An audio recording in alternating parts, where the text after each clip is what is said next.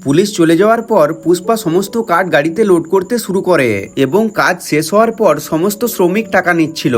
তখনই সেখানে পুলিশ তাদের টিম নিয়ে পৌঁছায় এবং বলে যে সবাইকে আত্মসমর্পণ করতে হবে, তাছাড়া খুব খারাপ হয়ে যাবে। কিন্তু পুষ্পা এত সহজে হার মানার ছিল না। সে নিচে থেকে একটা পাথর তুলে পুলিশকে আঘাত করে আর তখনই উভয়ে তাদের মধ্যে মারামারি শুরু হয়ে যায়। পুষ্পা সেই সুযোগটাকে কাজে লাগিয়ে ট্রাকটাকে সেখান থেকে নিয়ে পালিয়ে যায় আর সেটা দেখে পুলিশরাও তার পিছন করতে শুরু করে।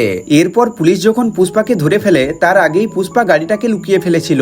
এবার পুলিশ পুষ্পার কলারে ধরে জিজ্ঞেস করে যে ট্রাকটি কোথায়, কিন্তু পুষ্পা তাদেরকে কিছুই বলে না। তারপর তারা পুষ্পাকে থানায় নিয়ে আসে এবং অনেক মারধর করে, কিন্তু তবুও পুষ্পা তাদের সামনে মুখ খোলেনি। এবার ট্রাকের মালিক থানায় এসে পুষ্পাকে জিজ্ঞেস করে ট্রাকটি কোথায়। তখন পুষ্পা বলে যে আগে আমাকে এখান থেকে ছাড়িয়ে নিয়ে যাও, তারপর আমি বলবো ট্রাকটি কোথায়। এরপর পুষ্পা তাদের কাছে 6 লক্ষ টাকার দাবি করে, যেটা শুনে ট্রাকের মালিক অনেক রেগে যায়। এরপর পুষ্পা কি করলো সেটা দেখার জন্য কমেন্টে পার্ট 3 লিখে দিন।